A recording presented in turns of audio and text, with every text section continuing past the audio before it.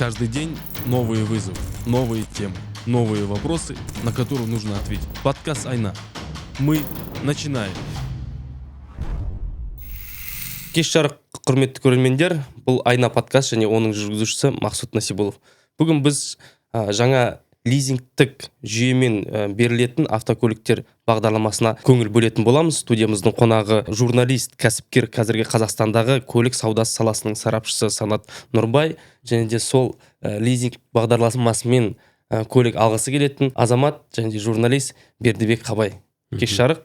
Кеш жарық. Енді күні кеше ғана президентіміз мына жеке тұлғаларға лизинг жүйесін енгіземіз, және де ол қарапайым халыққа қолайлы және де тиімді жоба болатынын атап айтты, және үкімет те оның презентациясын жасады. Біріншіден біздің көрермендерге және біздің партиялас жақтастарға түсінікті болу үшін бұның лизинг деген не екенін бетін ашып алу керек. Бұрыннан біз білеміз, ауыл шаруашылық техникаларын лизингке алып жатты. Оның бір жұмыс істеген өтілі болу керек, өзінің шарттары залогқа қоюға болады. Содан олар лизингке алып, бір каникул уақытын берілген. Бірақ енді жеке тұлғаларға келгенде бізде Қазақстанда ол енді еніп жатыр, жаңағы пилотный проект деп жатыр. Біз енді эксперт ретінде, Санат мырза, сізден бастасақ, түсініп алайықшы, лизинг деген не, және де қарапайым несие, кредиттен қарағанда қандай армашылықтары бар? Енді жаңа өзіңіз айтқандай расында да ауыл шаруашылық техникаларына бұл кезінде берілетін. Бізде лизинг деген кезде автоматты түрде санамызға ауыл шаруашылық техникалар елестейтін. Комбайны бар, тракторы бар. Ауыл шаруашылық мынаны осы техникаларды лизингке алдық деп жататын кәсіпкерлерді күнделікті көретінбіз. Енді осы автолизинг деген термин осы жеңіл автокөліктерге беріледі дегелі міне 2 ай ма 2-3 айдың жүзі болды. Кәдімгідей халық күтті ғой. Лизинг деген не екенін білмейді, бірақ әйтеуір көлік беріледі дегенді естіп алды 1 желтоқсаннан. Содан бұл лизинг не деген әңгімеге келетін болсақ, енді бұл толыққанды айтатын болсақ, былайша айтқанда көлікті жалға беру ғой. Қысқаша қарапайым тілмен айтқанда, арендаға қазір такси қызметінде жүрген жігіттер күніне 10-15 мың теңгеге көлік алып, таксовка қызметін жасап, ақшасын беріп, жаңағы көлікті пайдаланады ғой. Бұл лизинг дегенде біздің түсінігімізше осы көлікті былайша айтқанда жалға беру. Бұл бастамасы жақсы еді. Енді үкіметтің жалпы отырысында премьер-министр айтты, осылай лизинг беру керек, халыққа қолжетімді болу керек, кәдімгідей екінші деңгейлі банкті қаржыландыруымыз керек біз. Сондықтан лизинг компаниялар халыққа қолжетімді түрде жаңағы алғашқы жарнасыз көлік беру керек. Бұл лизинг деп аталады дегеннен кейін жақсы қарқын алды. Бастапқыда ел құлағы елу дейді, бұны барлық халық естіді. Кәдімгідей 1 желтоқсанда кәдімгідей күтті, барлығы сұрады. Енді бірақ толыққанды бізде лизинг компаниялар тарапынан, жауапты мемлекеттік тарапынан нақты бір лизингтің шарттарын, талаптарын айтпады. Ережесін айтпады. Ол қанша жылға беріледі, алғашқы жарна бола ма, болмай ма, оны күні бүгінге дейін белгісіз болды. Пайыздық мөлшерлеме бола ма, пайыз бастапқыда болмайды деген, алғашқы жарна болмайды деген еді. Бірақ соңғы 1 желтоқсан болған кезде қалайда бір адам алды ол көлікті, оның өзінің сұхбаты жүр, 15%-ын құйдым деді жаңағы көліктің. 15%-ын құйды. Содан кейін қателеспесем 17% ба, қанша 15%-бен ба тағы да көлікті алдым деді. Енді менің түсінігімше, мен осы лизинг компанияның мамандарынан сұрадым, сіздер қаржыны қайдан аласыздар? Біз екінші деңгейлі банктен аламыз деді. Лизинг компания екінші деңгейлі банктен біз ақша аламыз деді, жаңағы лизингке көлік беру үшін. Екінші деңгейлі банк дегеніңіз оның пайызы кемінде 25%-дан төмен бермейді, мысалы. Ол 25%-дан алды. Одан кейін лизинг компания ол да пайда көру керек. Ол өзінің пайызын қосты 45% кемінде болатын болды. Одан кейін мәжілісте осы мәселе көтеріліп, есімде жоқ қай депутат осы мәселені көтеріп, біз 36%-ға түсірдік деді. 36%-ға түсірдік, 45-тен 36%-ға түсірдік деген бар. Бірақ бұл 36%-ның өзі оңай емес. Өте қиын. Алғасын ол 1 жылға алмайды ғой, 2 жылға алмайды ғой. Біз көріп отырмыз ғой, практикада, тәжірибеде адамдар 5 жылға, 7 жылға алып жатыр. Бердібек мырза, сіз өзіңіз осы бағдарламалардың күтушілердің бірі болып отырсыз, өзіңіз де ойланып отырсыз, лизингтік бағдарлама тиімді, қолжетімді, алғашқы жарнасыз беріледі. Сіз зерттеп көрдіңіз ба? 1 желтоқсанда басталады деп, кейбір ақпараттарда 2006 жылдың басынан бастап басталады деп. Бұрынғы ескі лизинг пен қазіргі жаңа лизингтің айырмашылығы және де қандай ақпарат бар сізде? Енді мен былай бір сарапшы ретінде зерттейміз, мен өзі жаңа пайдаланушы ретінде былай зерттедім, күттім әрине, жолдасыма машина алайық деп ойладық, бірақ соңы күмәнді болып кетті да. Жаңағы алғашында жаңағы пайызы болмайтын кезде, ол пайыз болмаса біз алушы едік. Үстіне келді да пайыз қосылып кетті. Алғашқы жарна. Алғашқы жарна қосылып кеткеннен кейін біз ойланып қалдық, қалай. Енді артынан келіп қарасақ, жылдық пайызы жаңағы 24-25% бізге білінбейтін, былай қарапайым арифметикамен есептеген кезде машинаның құны өзіндік құнынан 1-2,5 еседен артық құн көрсетіп тұрды да. Несие сияқты болып. Несиеден қымбат болып көрінді. Былай қарапайым арифметикамен. 36%. Қарапайым жаңағы алгоритммен санаған кезде, есептеген кезде 7 жыл қалсаңыз, жаңағы машинаның өз құнынан 1,5 есе қымбат. Сосын біз ойланып қалдық, қалай. Енді мына жерде просто лизинг, енді ауыл шаруашылығы бойынша қалай беріледі, ол жеңілдіктер бар ғой енді оның. Именно бізде мынау неге? Каникул болуы мүмкін, оның арасында уақыттары бар.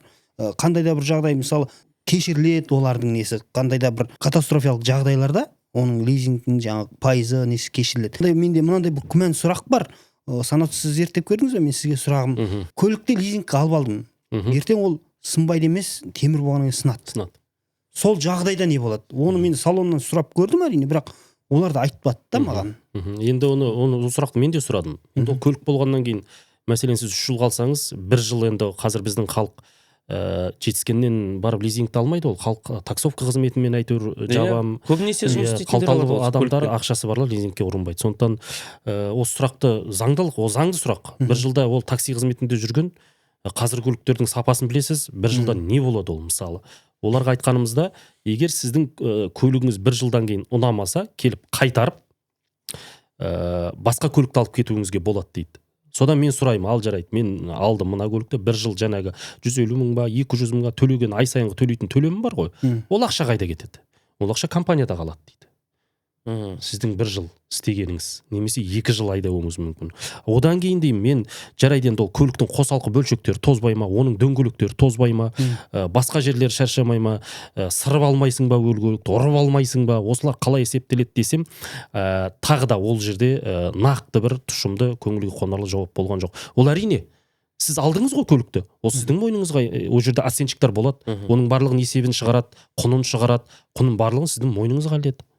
Осының барлығын есептеп келген кезде негізі халыққа өте тиімсіз, оның жанында кредитке алған тиімді ма деп ойлаймын, өйткені көлік өз атыңда ғой. Пайызы төмен, біріншіден, екіншіден көлік өз атыңда. Вот именно, көліктің өз атында болмауы да күмән келтіреді. Күмәнді, сіз мысалы ойлаңыз, сіз төлеп жүрдіңіз жарты жыл, 1 жыл кешіктірдіңіз, енді адам болғаннан кешіктіресіз ғой, мысалы 1 күн кешіктіресіз, 2 күн кешіктіресіз. Келісімшартта нақты кешіктіруі мүмкін, сізге 3 күн уақыт береді, немесе 1 аптада сіз төлемесеңіз көлікті қайтып аламыз дейді. Сонда сізде не көлік жоқ, не анау төлеген жарты жыл, 1 жылдық ай сайынғы төлеміңіздің барлығы күйіп кетті, алғашқы тарна тағы кетті деген сияқты. Сонда не болды енді? Ол көліктің 15%-ын төлеп қойдыңыз мысалы. Сонда кімге тиімді? Енді сол лизингтік компанияның мамандары айтады, бұл қалай?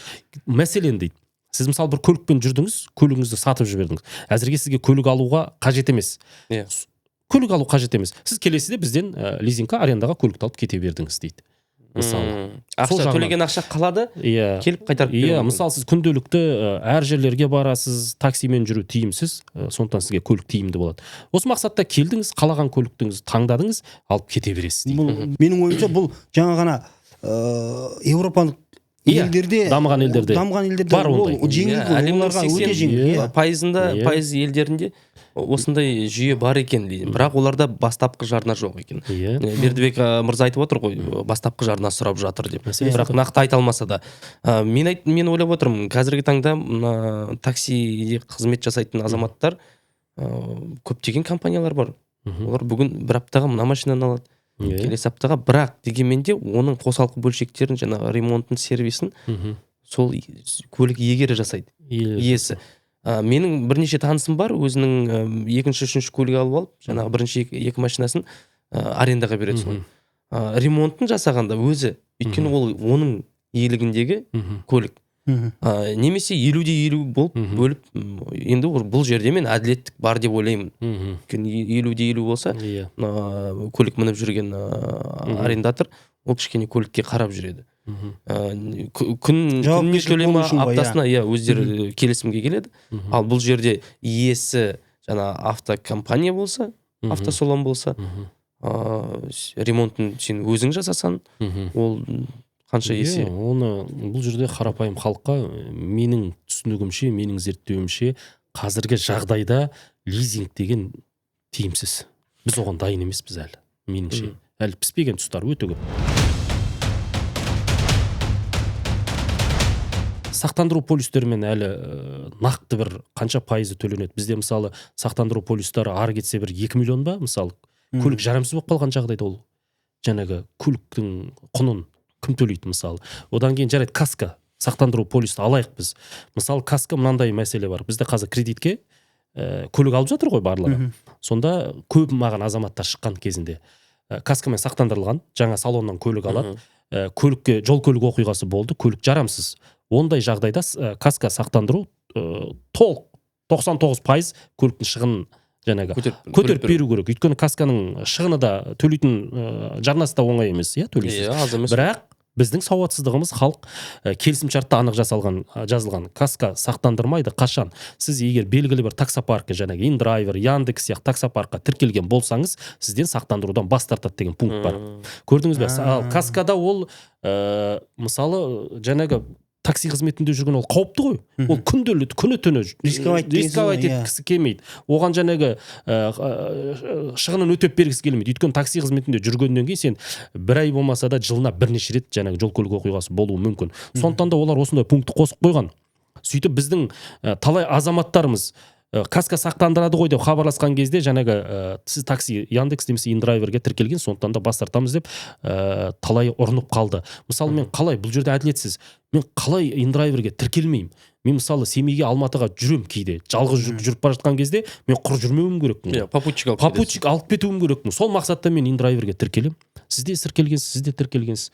Ал егер де алда-жалда мен көлік алып осылай тіркелген болсам, каска мен сақтандырудан бас тартады. Сондықтан да бізде көлік алған кезде азаматтар жалпы мына келісімшартты мұқият оқу керекпіз. Енді түсінемін. Бізде қазір келісімшартты оқысақ түсінбейміз. Бірақ бір заңгерлерге сол саладан кішкене білімі бар азаматтарға мұқият оқып алмаса, өте біз егер сотқа берген жағдайда да сіз ұтылып қаласыз. Өйткені жаңа келісімшартта анық жасалған. Жаңағы айтып жатқаным сол, сізге де айтарым, лизингке көлік алатын кезде 2 жақ, 3 жақ келісімшартқа отырасыздар. Осы кезде келісімшартты мұқият қарап алмасаңыз, осындай мәселелер өте көп болады. Сондықтан да бұл жерде бізде осы уақытқа дейін кредит алған халықта көбіне бізде қаржылық жағынан сауатсызбыз, шындығын айту керек. Бізге главный сізге одобрение берді. Соған болды. Мынандай құжат әкеліп. Оның өзі бір үлкен жеңіс. Болды. Удостоверение келдіңіз. Ойбай, біз енді жаңа айтып жатырмын ғой, бұдан 5 жыл, 10 жыл бұрын салоннан көлік алу деген мүмкін емес жағдай болатын. Қазір 2-ның бірі тек қана салоннан алады. Қазір колеса KZ-тен іздеп ескі көлікті, жүрілген көлікті тауып алып жатқан адамдар аз. 2 жылда автопаркымыз мүлдем жаңарып кетті. Өйткені қазір не көп, салон көп. Әр қайсысы бас-басына кезінде перекупщик дейді ғой. Делдал болып жүргендердің барлығы бір-бір салон ашып алған. Олардың өзі бір емес 5-6 банк отыр ол жерде. Сізге барлығы ыңғайлы. Бір ғана құжат, удостоверениемен барасыз, бітті. Қалаған көлігіңіз, қалаған түсіңіз, қызыл аласыз ба, жасыл аласыз ба, кез келген көлігіңізді әкеп береді. Қалаған елдің көліктері. Бұрынғыдай сізді автосонға жіберіп, номерді аннан аласың, техпаспортты мыннан аласың деген жоқ. Сол жерден көлігіңді алып, шашуыңды шашып, шығып кетесің былайша айтқанда. Бүкіл жағдай жасалған. Бірақ болды, сізге одобрение берді деген сөз, ол бітті. Біз бақыттан басымыз айналып қалды. Ана жерде құжаттың ешқайсысын оқымаймыз. Әкел. Біз сондай қазір самолет берсе де біз главный кредитке одобрение берсе болды. Өйткені бізде көбімізде қазір кредитный историямыз бұзылған. Енді көбімізде несие тарихымыз қай-қайсынікі де жоқ. 70% бұзылған. Сондықтан жаңағы лизингтен халық не күтті? Лизингта ең алғаш мен өз құлағыммен естігем, жауапты мамандар айтты. Егер де көлік лизинг алатын болсаң, алғашқы жарна болмайды, пайыз болмайды деген ақпарат ең алғаш шыққан. Біздің кредит, бұл енді лизинг деген кредит емес қой, сіздің кредит тарихыңыздың бұл жерде дым да қажет жоқ, кредит емес.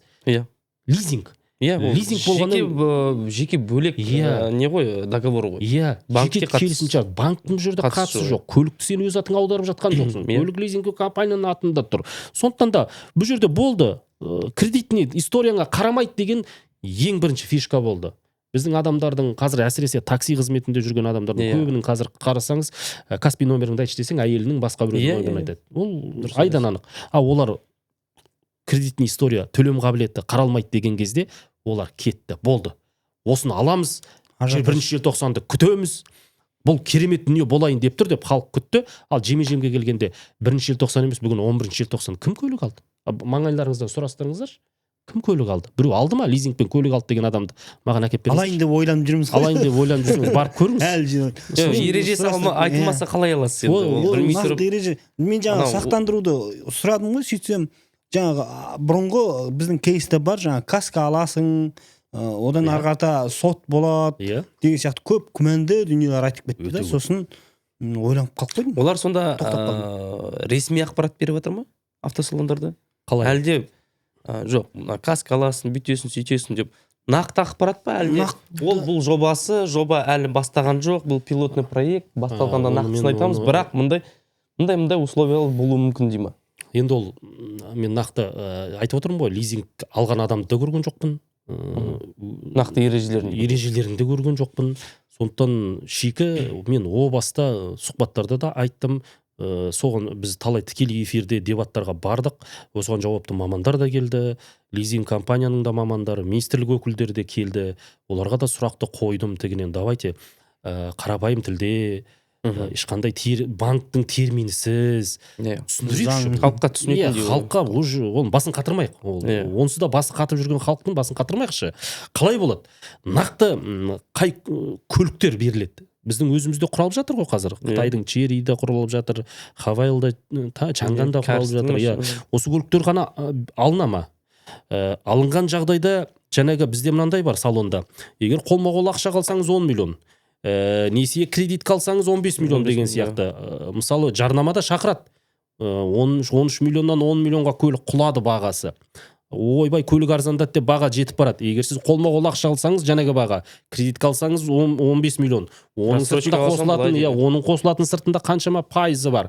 Сондықтан халықта қазір 10 миллионы бар адам автосалонға жүгіріп барып, сол берген автосалонның көлігін алады деген ойда жоқ. Халық не үшін барады? Халықта ақша жоқ. Халық кредитке алғысы келеді. Кредитке алып та тастады. Қазір осы жазға 25-тің статистикасында халықтың 70%-ы ма, 70-тен көп па кредитке алған көлікті. Енді лизинг деген әңгіме шыққан кезде, Құдай сақтасын, менің өзіме жекеме қанша адам қайдан аламыз, қалай болады, алуға тиімді ма, тиімсіз бе, менің өзім жауап бере алмаймын. Өйткені жауапты мамандардан мен өзім сұрағыма жауап алмағаннан кейін мен де іштей ашығын айттым. Бұл жерде мен тиімді қазірде айтам, лизингтен көлік алудың ешқандай тиімділігін көріп тұрған жоқпын дәл қазіргі сәтте. Негізі ой тиімді болып тұр лизинг деген. Шетелде болсын, қайда болсын. Жоқ, егер бұл тамаша бастама, егер жаңағы алғашқы жарна болмаса, жарайды пайызын қоссын, бірақ пайызы бір жаңағы 4% ба, 2% ба солай болсын. Жаңағы анықтап берсін қанша жылға беретіні. Одан кейін көлікке жаңағы ауыстыратын мүмкіндік болсын. Ауыстыруға мүмкіндігі бар. Қазір бар, иә? Бар деп жатыр ғой енді. Мысалы, барасыз, ұнамаған жағдайда басқа көлікті теуіп кете бересіз дейді. Енді ол да күмәнді нәрсе. Қалай ол ауыстырып кете бересің сен? Бір жыл жүрдің. Ол жерде де ол шикі тұстар көп. Жаңа айтып отырмын ғой, ол жерде оценщик бағалаушы болады. Оны полный қарап шығады. Асты-үстін тексереді. Ол жерде мамандар. Сосын тозған дүниелері бар, сырған дүниелері бар, бұзған дүниелері бар, жытқан дүниелері бар. Оның бәрін есепке алады мысалы. Оның барлығы тексеріледі. Сондықтан осы жағыда шикі. Жаңағы сақтандыруды да әңгіме айтып жатырмыз. Ол жағыда нақтыланса, одан кейін тағы да не бар? Көліктің жаңағы өсіп кетпеуіне, құнына бағаның өсіп кетпеуіне кепілдік берілсе, жаңағы нақты бақылау болса, әрине бұл халыққа тиімді. Сіз бардыңыз, жаңағы баға енді қазір көлікті өзімізде құрастырып жатырмыз ғой, сондықтан қол жетімді болады деп ойлаймын мен. Енді бұрынғымен салыстырғанда баға әжептәуір құлады негізі қазіргі. Мына Қытай нарыққа кіргелі, бұрын естеріңізде болса, Camry көлігі болсын, Hyundai Kia көлігі болсын, біз өзімізде енді шындығын ашығын айту керек. Көлікті алып сатқан адамдармыз ғой бірнеше жыл. Пайда көретінбіз кәдімгі. Көлікті аламыз, қарап отырсаң өзің бір көлікті алатын қызығатын көлікті бақылап отырасың, ай сайын қосылатын Камрилардың. Өмірі Тойотаны алдың, құнын құлайды деп ешкім айтпайтын. Кемінде өз бағасына, әйтпесе болмаса 500 мың миллион қосып сататын. Иә. Қазір мен айтамын, қазіргі көліктерді алады екенсің салоннан 10 миллионға. Сіз салоннан шығып кеткеннен кейін сол жерде оның құны түсті дей беріңіз. 2 миллион кетеді. Иә. 10 мың пробег жүр, сырма, тіпті гаражыңға апарып қойып қой. Ол болды, с пробегом саналады, 2 миллион 3 миллионға құны құлады. Біраз жүргеннен кейін жарты бағасына сатуың мүмкін. Бұрынғыдай ойламаңыз сіз. Жаңаша ереже, жаңа көліктер, иә, әрине ережелер енді нарықтық жүйе болғандықтан нарық өзі регулировкасын жасайды, реттейді. Иә. Енді Санат мырза, Бердібек мырза, енді қараңызшы, біз нарықтық заман деп жатырмыз ғой. Нарықтық жүйемен жұмыс істеп жатырмыз. Шетелдік машиналар кіріп жатыр, еніп жатыр. Оған біз өзіміздің көліктеріміз Қазақстанда жасалған деп айтамыз. Енді шетелдің көліктер біз құрастырып, соны 4%-пен несиемен беріп жатырмыз. Анамен, мынамен бар, без первоначалки деп жатыр. Конкуренция болып жатыр да. Жаңағы перекупщиктар келіп өздерінің салондарын ашып жатыр. Бірақ бұл үкіметке не керегі бар? Лизинг жасап, оны 36%-пен береді. Қандай интерес? Кімнің лоббиі болып тұр бұл жерде? Егер де ол субсидия бөлмесе, жаңағы жеке азаматтарға түсіртіп, без первоначалки берсе, немесе бір мүмкіндіктер беру керек қой, енді оны инициаторы үкімет болса. Үкімет ойбай ана трибунаға шығып алып, біз лизингке береміз, жеке тұлғаларға береміз, мүмкіндік болады, бүйтеді, сөйтеді. Ал сіздің айтып отқан ақпаратыңыз бойынша жаңағы 36%. 36%-ке барғанша барып 22 басқа банктерден 22-23%-ке қаншама 10-14%-ке төменірек алуға болады. Көлік сенің атында болады. Иә, көлік біздің атымызда. Бұл жерде ойларыңыз эксперт ретінде, осы еліміздің азаматы ретінде қандай ойларыңыз бар? Бұл лобби ма, әлде не үшін оны ойлап тапты? Не керегі бар? Мен ойлағам, о баста жаңағы бісміллә сол лизинг шыққан кезде, жаңағы алғашқы жарна берілмесе, пайыздық мөлшерлеме болмаса, бәлкім біз енді бұрын Қытай көліктерін тек Қытайдан әкелетін едік. Енді қазір осы биылғы жылдан бастап өзіміз құрастырып шығарып жатырмыз ғой, сондықтан осы өзімізде шығарылып жатқан отандық қой, енді отандық деп саналады. Отандық көліктерді өткізу мақсатында шығарылып отыр ма деген менде ой болды. Неге жаңағы өзімізде шыққан көлік пайыздық мөлшерлемесі аз, алғашқы жарнасы лизингке бәрі жаңа көлік теуіп жатса тамаша емес па? Мен соны ойладым. Екіншіден, қазір Қытай тыйым салып жатыр. Жекелеген азаматтар сіз Қытайдан барып көлік ала алмайсыз. Иә. Аласыз, алған жағдайда оның талап шарттары деген, сіз зауыттан жаңағы рұқсат алу керек екенсіз. Көлік алу үшін ол сізге рұқсат береді. Сіз Қытайдан зауыт сізге рұқсат беру керек, оны аласыз. Одан кейін ол 180 күн сол жақта учетта тұру керек. Одан кейін Қазақстанға әкелген күннің де, Астағанаға әкелген күннің өзінде сіз черри көлігін әкелсеңіз, оған көрсететін сервис орталықтар бар ма? Оған компьютерный диагностика жасай ала ма? Мамандар бар ма оны оқитын, жаңағы компьютерный диагностика программасын оқитын, былайша айтқанда. Сондықтан осындай мәселелер шыққан кезде жаңағы лизинг бағдарлама, енді бұл жерде жаңағы делдалдарды айтып жатырмыз ғой, перекупщиктер әкеліп өздері автосалон әкеліп автосалон ашып алды екінің бірі. Енді ол автосалондар болашақта жойылады. Иә. Өйткені өздігінен жеке тұлға барып Қытайдан көлік әкеле алмайды. Тиімсіз әкелсе де тиімсіз. Тек мына официальный дилер дейді ғой, біздікілер ғана әкеледі. Дистрибьютор. Иә. Сондықтан жаңағы лизинг осы бағдарлама енді мүмкін бәлкім қазір бұл пилотный жоба болып, әртүрлі варианттарын, нұсқаларын қарап, жаңа жылдан кейін пісіріп, жаңағы екі жақта ұтылмайтындай, халықта ұтылмайтындай, банкта ұтылмайтындай, және компанияда ұтылмайтындай бір ортақ шешімге келіп, пісіріп, бәлкім жіберсе, біздің құрастырып жатқан жаңағы көліктерді халық алар еді тиімді болса. Сондықтан біз жаңағы Қытайға барып тасып, одан әкелетін делдалдарға қол жайып, перекупщиктерге ұрынбас едік деймін. Сондықтан халыққа баға тиімді, алғашқы жарна жоқ, пайыз аз, халыққа керемет емес пе? Жаңа көлік мінеді елдің барлығы. Осындай мақсат па деп ойладым мен о баста. Енді мен әлі де үміттенем. Бұл бекерге шыққан жоқ қой лизинг деп даурығып. Күні бүгінге дейін енді 1-ші желтоқсаннан бастап бір адам алғаны маған күмән тудырып отыр. Сондықтан қазір үкімет те дайын емес, халық та дайын емес. Өйткені о бастан бұл бағдарлама шикі болды, піспеді. Асығыс енгізіліп кеткен. Дұрыс ойламай. Мен өз пікірім былай ойладым да, жаңағындай маңдайым тасқа барып тиіп қалған кезде, бұлар деп ойладым. жаңағы біздің автосалондар бар ғой, жаңағы жеке адамдардың қолында тұрған, қазір Астанада көбейіп кетті, бүкіл жерде бар. Соларда мысалы Санат өзің де айтып жүрсің ғой, жылы ескіріп бара жатқан жаңа көліктер. Иә. Соларды олар көбейіп жатыр. Иә, өткізудің бір жолы ма десем, жоқ, бұлар жаңа машиналарды ғана. Енді алған адамда, естественно, жаңа машина алғың келеді ғой сен. 23-ші жыл машина не қыласың сен? 25-26 мың машинасын алғың келеді. Жаңа дегенде ол, оны ешкім мінбесе, салонда тұрса, немесе қоймада тұрса, ол жаңа болып саналады. Жылы мен ескірді саналады. Енді ертең сіз ойлаңыз. Соларды жаңағы 24-ші жылы көлік сатып алдыңыз, жаңа қой деп. Сіз біраз тептіңіз. 10 мың пробег айналдырып тастадыңыз дейік. Сіз колесоға қойасыз, қай жылғы деп қойасыз? 24 деп қойасыз. Болды. Сіз айтпайсыз ғой, мен бұны кешеген алдым, күзде ғана сатып алдым. Тұрған бұл салонда дейді. Жылы 24 па? 24 болды. Ол баға түседі, конечно, баға түседі ғой. Ондай көліктер бізде көп қой салондарда. Олардың бағасы. Ондай көліктердің бағасы түсірді ғой. Былтырда мысалы мен бақылап жүрдім, түрлі осы жаңа жылға қарай тағы да 2-3 миллионға баға түсіріп, мысалы акциялар жасап жатыр. Қазір баға жақсы түсіп жатыр осы жаңа жылдың алдында. Мен былтырдан бастап әлеуметтік желіде айғайлайтынмын, өзім таныстарыма да, достарыма да, тұра тұрыңдаршы, кредитке барып жарысып, кезекке тұрып алмай тұра тұрыңдаршы. Ол сәйкесінше ол сұраныс болғаннан кейін жаңағы автосалондар бағаны түсірмейді. Сондықтан кредитке ұрына бермейік, тұрыңыздар, күтіңіздер, жылдың соңында баға түседі дедім.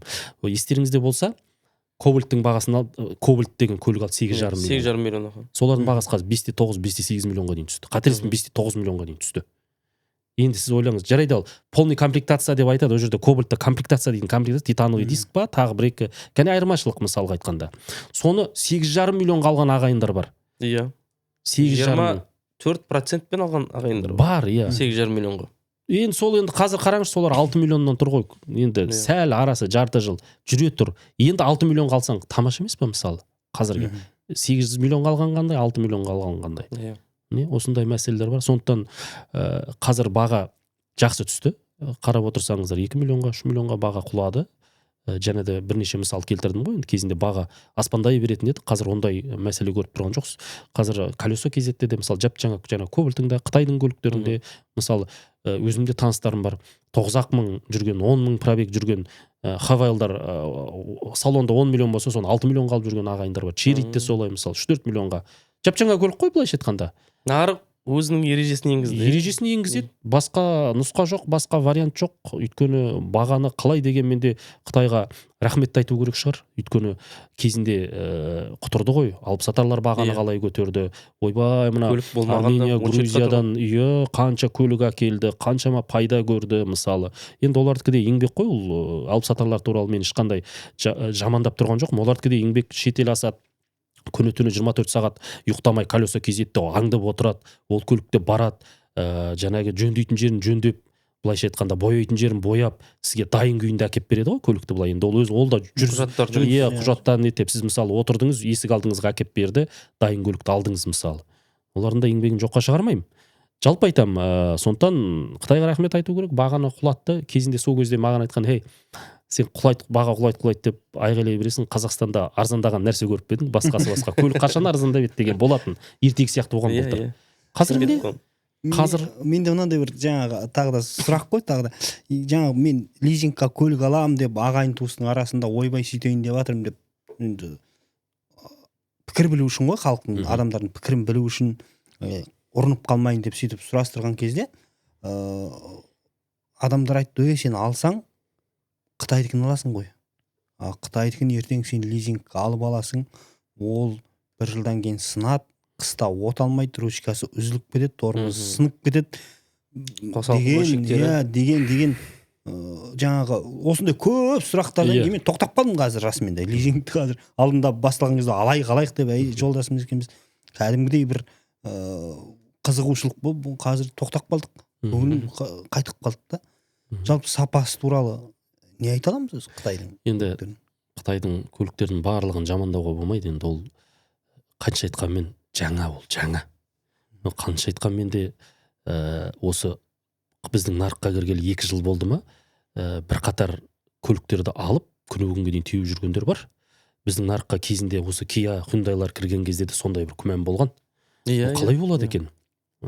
Ертең күні Toyota сияқты, немістің Мерседес сияқты жүріп бере ала ма деген сияқты. Енді құдайға шүкір енді жүріп жүр ғой қазір барлығы. Енді Қытайдың барлығын емес, ара тұра бір көліктерінде болды. Менің таныстарымда да салоннан шыққан кезде тіпті аттарын да айтып бере аламын. Бірақ, иә, заводской брак. Иә, оны мен жаңа сөзіңізді бөлейін. Олар туралы мен мынадай ақпарат естідім. Қытайда үлкен заводтар бар, және кіші заводтар бар. Иә. Кіші заводтар мына заводтың лицензиясын алып өздері жинай алады екен. Жартылай жинай ма, толық жинай ма, жинайды да мына общий конвейерға қояды. Сонда мына завод 1000 көлік шығарса, 100-ін, 200-ін жаңа кішкентай заводтар қояды. Сонда мына кішкентай заводтардың істегені бір жерде ана балкалары қисық дейді, бір жерде развал схождение жасалмайды дейді. Мен де онда естідім. Мүмкін сол заводтардың жасағандарын брак болып шығуы мүмкін. Сіз естіген шығарсыз, көп емес. Мысалға екеу барып, екі дос барып, екеу бір күні бірдей бағада бір машинаны алады. Мынанікі брак, мынанікі істеп жүреді. Жаңағы сіздің айтып отқан ойыңыз. Мысалы осы жазда мысалы халықтың біразы Семейде, Көкшетауда Житауыр деген көлікті алып, 270-інде коробкасынан ақау шығып, халық көтерілді ғой. Гарантиямен барсақ, бізге ешқандай нәтиже жоқ. Ауыстырмаймыз деп айтты дейді. Өйткені олар көп, өте көп. Соларды бірақ естуімше қайтадан салонға шақырып, белгілі бір ішіндегі болмайтын бір предохранитель сияқты, былай қарапайым тілмен айтқанда, бір чип сияқты бірдеңесін ауыстырды ма, программасын қайта жасады ма, сонымен қалыпқа келді дейді әлгі адамдар. Сонымен ол олқылық түзелді дейді. Енді мен ойлап отырмын, жаңа айтып жатырмын ғой, Қытай тыйым салып жатыр деп. Жаңағы әртүрлі автосалондар бар ғой алып. Жеке тұлғалар, көлік салоны. Сонымен олар санға жұмыс істеді осы уақытқа дейін. Әлемді жаулады ғой былайша айтқанда. Олар өз баста саясат солай болған оларда. Біз әлемді жаулаймыз. Барынша кіргізу. Минусқа кетсек те біз барынша әлемді жаулаймыз. Иә, өйткені олар өздері Германиядағы Volkswagenді де алып алды, BMW-ны да, Camry-ді де шығарып жатыр. Қазір Кореяның біз айтып жүрген Kia-ның барлығын солар Elantra'нан бастап K5 бәрін солар шығарып жатыр. Тіпті салыстырмалы түрде енді сапасын болашақ көрсетеді ғой. Бірақ салыстырмалы түрде ешқандай кемшілік, тіпті артық кейбір тұстары, мысалы, кәдімгідей. Енді онаны темірін бағасы да мысалы қазір халық бағаға жұмыс істейді. Мысалы кезіндегі Hyundai Elantra деген атақты көлікті 15 миллионға алса, тура соны Қытай әкеп қойды 10 миллионға. Халық қайсын алады? Халыққа бәрібір арзанына жүгіреді. Сіз қазір отандық өнім деп біз етік шығарамыз ғой, мысалы 150 мың теңге таза отандық өнім дейміз, тура соған ұқсайтынды әкеледі де 50 мыңға қойып қояды. Сен отандық өнімге қарамайды ол жерде. Халық 50 мың теңгеге неге 100 мың шығарады? Барады да арзанын алып жүгіреді. Сондықтан да осы жағынан, сан жағынан Қытай осы уақытқа дейін жұмыс істеді, дегеніне жетті, бүкіл әлемді кіргізді, сеніміне кірді, былайша айтқанда. Енді ара-тұра анандай болғаннан кейін, енді олар сапаға жұмыс істеп жатқан сияқты. Жаңағы талапты күшейтті жеке тұлғаларға. Көрдіңіз бе? Енді сіз өзіңізден барып алмайсыз, зауыттан не аласыз. Былайша айтқанда, енді жеке тұлғалар әкеле алмайды ғой, қысқасын айтқанда. Қысқасын айтқанда, мына дилерлер, автосалондар, ресми автосалон. Солардан барып аламыз. Иә. Былай делдалдар шығып, әкеле бермейді. Зато былайша айтқанда салоннан алдыңыз. Ол да бір жағынан дұрыс, өйткені кепілдік береді. Кім Қытайға барып алады? Ақшасы аз адамдар алады. Иә, ақшасы. Содан кейін арзанырақ алам деген адамдарға сатады. Сөйтіп делдалдар барып осы уақытқа дейін әкеліп сатып жүрді ғой. Бұл енді Қытай ғана емес, біздің делдалдар, жаңағы алып сатарлар кезінде Грузиядан да көп тасыдық, Армениядан да көп тасыдық, Кореядан да тасыдық көлікті. Араб әмірліктерінде, Ресейден де тасыдық. Арты не болды? Енді оны көп жерлерде айтуға да болмайтын шығар, бірақ перебитый вин-код дейді ғой, жаңағы шанағындағы кузов басқа, не басқа, двойниктер жүр, қаншама. Бір номер 5 көлікте болды. Бір номер 5 көлікте. Кәдімгідей қазір көліктің тарихын тексеру түк емес, неше түрлі сайттар бар, ақылы сайттар тексеріп береді. Пробег қаншаға айналған, бүкіл тарихын. Талай Кореядан келген көліктерді қазір тексерсең, осы жақта дубликат жүр, оригиналы Кореяда жүр, мысалы, Ресейде жүр. Осындай да нелер бар. Енді Қытайда осы кезде сапаға жұмыс істейді деп жатырмыз ғой. Жаңағы алып сатарлар о жақта да мысалы арестте тұрған, лизингте тұрған, залогта тұрған көліктерді бері қарай өткізіп жіберу мүмкін біздікілер. Оны ашық айту керек. Сондықтан да осы мақсатты да олар алды, сосындай нелердің алдын алып, ол көлік келгеннен кейін официальный дилерлер ғана алу керек, ол тарихы таза болу керек, оған жаңағы Қытай тарапы да, мына жақ тарапы да кепілдік беру керек. Сондықтан халыққа жақсы ұрынбайды көліктің тарихы таза. Ал ешқандай гарантия ештеңе бермейтін жаңағы айтқан алыпсатарлар әртүрлі автосалондар ашып алды ғой мысалы. Ол жерден барып енді арзанға көлік алған адам ертеңгі күні оның артында анандай әңгімелер болып жатса, ол кімді ұрады қалтаға? Халық айналып келгенде халық Иә, сорлайды. әрине Санат мырза. Мына жерде келісіп отырмын. Ешкім ұмытып қалмау керек. Иә, Арзан деп 1 миллион арзан алам деп сен бүкіл көлігінен айырылып қалатын жағдайлар болып жатқан кездерде бар, естіп жатырмыз ғой. Енді қазіргі таңда мына көрермендеріміз көріп отыр ғой. Не істейміз, қалай болады, қолында қалтасында ақшасын ұстап жатқандар да бар. Лизингпен аламыз ба? Өйткені жаңа жыл келе жатыр. Жаңа жылда мына қаңтар айында, 26 жылдың басында көлік алғысы келетін азаматтардың қатары көбейеді. Баға түседі деп ойлайды, адамдар ақша керек деп ойлайды. Сонда суммасын түсіріп алам ба деп әртүрлі ойлап отырған азаматтар бізді қарап отқан шығар мүмкін. Соларға не дейміз? Лизингті күтсін ба, жаңа жылдан кейін алсын ба? Енді сіз сарапшы ретінде. Сарапшы ретінде енді мен бұл жерде толыққанды бір бақсы балгер емеспін, дөп басып айта алмаймын ғой. Мысалы, менің өзім ойымша дәл қазіргі сәт тиімді болып тұрған сияқты көлік алуға. Дәл қазіргі сәт. Өйткені келесі жылы қалай дегенмен де НДС-тің бағасы 12%-дан 16%-ға өсетіні белгілі. Бұл бағаға әсер етпей қоймайды қанша айтқанмен. Және утилизборға да қосылады құн. Бұл да бағаға әсер етеді. Жалпы сондықтан жаңа жылдан кейін жаңағыдай Қытайдан әркім жаңағы делдалдарда бағаны сындырады ғой, жаңағы әкеліп сатқаннан кейін арзанға автосалонда мынандай болса, олардың автосалонда 1-2 миллионға арзан болатын. Оларға да тыйым салынады, былайша айтқанда. Сөздің ашығы енді әкеле алмайды ғой оларға тыйымсыз.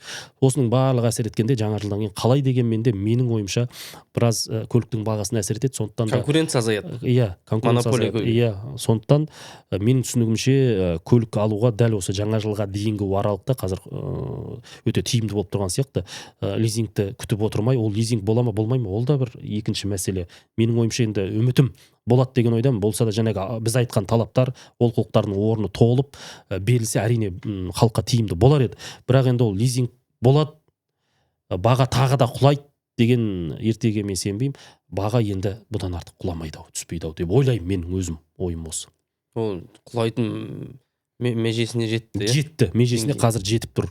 Межесіне жетіп тұр. Енді жаңағы бірнеше себептерін айттым ғой жаңа жылдан кейін. Жалпы жаңа жылдан кейін біраз нәрсе қымбаттайтын сияқты. Ол НДС деген ол жалғана көлік емес. Ол заңдылық қой. Заңдылық, иә. Біраз нәрсенің құны. Жаңағы қарапайым көшедегі айыппұлдардың да пайызы сергектен түсетін пайызда өседі.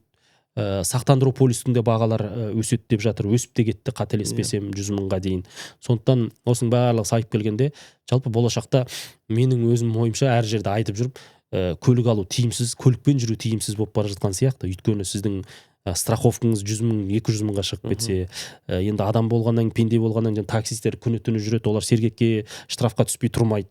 Оның құны екі ұрса, бензиннің бағасы тағы қымбаттаса, көліктің бағасы тағы қымбаттаса, қосалқы бөлшегің тағы да қымбаттаса, жалпы мен ойлаймын, бізде осындай саясат жүріп жатқан сияқты. Өйткені және көрдіңіздер, Алматыны айтпай қойық, мына кептелісте мен көлікті тастай салып, жаяу жүргім келіп кетті, былайша айтқанда. Сондықтан болашақта және қоғамдық көліктердің санын көбейтеміз деп жатыр. Әлі де мен кезінде журналист болып жүргенде мына Мәңгілік ел, Ұлы дала деген көшеге автобусный полосалар қойды ғой. Біз кептелісте тұрамыз, екі-ақ полоса жол, оған автобус полоса, ол автобус, үш-ақ автобус өте ме, өтпей ме? Қаңырап бос тұрады. Пробкада тұрасың, мына көше бос. Анда бір автобус өтеді. Не қажеті бар? Мен анаған түсіп жүріп ақ кеткім келеді, оған сергек түсіреді. Соны осы мәселені қуып барған кезде ЛРТ айтты. Ұнамай ма? Көлігіңді тастада, қоғамдық көлікке отыр автобусқа. Немене бас-басыңа көлік мініп аласыңдар. Қазір бір үйде әкесінде көлік, апасында, әжесінде, әйелінде, ұлында, өзінде 4-5 көліктен бар мысалы. Қазір бір үйге, аулаға барсаң, көлік қоя алмай өзіміз жынданып жүреміз мысалы. Айдалаға қойып кетеміз мысалы. Бұл басы ертең жаңа лизинг деп жатсыздар. Өзіміз мысалы көлік құрастырып жатырмыз. Егер лизинг берілетін болса, кептелістің көкесі алда. Сондықтан мына ЛРТ қосылса, қоғамдық көліктің саны көбейсе, барлық көшелер, олар айтады, ол кептеліске ренжіме дейді, біз әлде көбейтеміз дейді автобус. Бізге қызық емес дейді, сенің пробкада тұрып қаламың, сен жалғыз өзің отырасың, мына жақта 50 адам өтіп бара жатады. Сен неге өз қарабасының қамын ғана ойлайсың? Ұнамай ма? Түс, енді бұйырса ЛРТ қосылар, Енді менің ойым болашақта қоғамдық көліктер жазда кондері бар ішінде, аялдамалар қойып жатыр әр остановкада, мысалы кондер, қыста жылы, жағдай ақырындап келіп жатса, автобус тура минут сайын жүріп жатса, сондықтан сен ол кредитке барып көлік алып, штраф төлеп, бензин құйып жүргенше сен 100 теңгеге автобусқа отырдың, жететін жеріңе зу өтіп өттің, сен пробкада тұрсың, жанынан автобус зу өтіп өтеді, зу өтіп өтеді. Үкімет субсидия төлеп жатыр. Субсидия төлеп жатыр. Сондықтан мен ойлаймын, болашақта енді қазір дамыған елдерде, Мәскеудің өзінде қаланың сыртындағылар келеді, одан қаланың сыртына көлік тастайды да, метроға, басқасына отырып, автобуспен отырып, жететін жеріне жетеді. Сондықтан ол кісілердің саясаты сол айтады. Біз барынша қоғамдық көлік және халыққа тез тиімді жаңағы ЛРТ болсын, қоғамдық көлік болсын, жолдарды көбейтеміз. Осы саясатты осыны жолға қойып жатырмыз. Осылай істемесек, сен саналы түрде көлік тиімсіз болып, болашақта менің ойымша көлік тиімсіз болады сізбен. Сіз уақыттан да ұтыласыз. Жаңағы қаржыдан да қалтаңды қағады. Сондықтан жететін жеріңе жетпейсің, автобуспен тез жететін болса, көлік не керек саған? Көліксіз жүресің. Осындай заманға келе жатқан сияқтымыз. Риск азаяды. Иә. Өте дұрыс, өйткені мынау жол апаттары да азаяды. Қазір Көкшетау Астана болсын, Семей Астана болсын, автобан еді ғой, кезінде 150-200-бен жүреді. Қазір арақашықтықты есейтін не қойып қойды? Камералар қойып қойды, иә. Аркалар қойып 110, 100, кейбір жері 100. 120-ға асырады екенсің, штраф бірден келеді. Енді сіз қараңыз, кезінде біз автобустарға отырмайтын едік, автобусқа отырмайтын едік қой. Мен отырайын енді 10 сағат жүріп, машинамен 5 сағатта жетем деп. Енді сол автобусың да сол уақытта жүріп береді, сенің көлігің де сол уақытта жүреді. 100-бен жүреді, екеуі де 100-бен жүреді. Одан да сен көлікке отырып шаршап, бензин құйып, шаршағанша сен автобусқа отырып жатып 5000 теңгең және 10 теңгең төлеп жетіп алмайсың. Бәрі сол аралық. Жететін уақыт бірдей. Сондықтан осы автобустардың да жаңағы қала ішінде емес, қалааралық бағытқа да көбейеді. Мен Санат мырзаны эксперт ретінде шақырғанда басталу орында ақпарат аз, нақтысын белгісіз әлі, нақты ережелер айтылмай жатыр дегенде өзім ойлаған біздің подкастымыз қалай өтеді. Бірақ дегенмен де көптеген сұрақтар ашылды. Маған қойылған сұрақтар, мен көрермендерімнен қойылған сұрақтар ашылды, бірақ енді нақты енді үкімет тарапынан, мына автокөлік салондары тарапынан ақпарат іздейтін боламыз, және көрермендерімізге әлі бұл акцияның басталмағандары туралы хабарландырдық. Мүмкін 26 жылдың басында беріліп қалатын шығар, бірақ Санат мырза айтқандай, бір азамат Алматы облысында лизинг арқылы автокөлік алыпты, бірақ ол нақты бізге қалай алатын, қандай жолмен алған белгісіз. Және де Бердібек мырза, өзіңізде енді бір шешім шығарарсыз. Осы жыл аласыз ба, биыл аласыз ба, әлде лизингті күтесіз ба, келесі жыл қымбаттап кетуі мүмкін деп жатыр. Енді ол эксперттердің айтуы бойынша ғой, бұл тек қана көлік саласында емес, басқа да пәтерлер саласында да солай болып жатыр. Келесі жыл қымбаттайды. Ол нақты, ол жалпы баға ғой.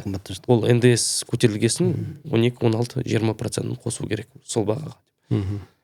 Онда біздің подкастымызды аяқтауға рұқсат етіңіздер. Санат мырза, алтын уақытыңызды бөліп, бізге келіп, кептелісте 1 сағат тұрып, халықпен өзіңіздің ойыңызды, эксперттік ойыңызды бөліскеніңіз үшін рахмет. Енді біз үкімет тарапынан осы лизингтік бағдарламаның бастауын, тұсаукесерін күтетін боламыз. Енді сіздердің құрметті көрермендер сұрақтарыңыз болса, әрине бізге комментарийге жазып, эксперттің жауабын күте аласыздар. Көргендеріңізге, бізбен болғандарыңызға рахмет. Ал біз ары қарай осы саланы зерделеп, қандай плюс, қандай минус жақтары бар екенін қарап отыратын боламыз. Рахмет. Сау болыңыздар. Рахмет.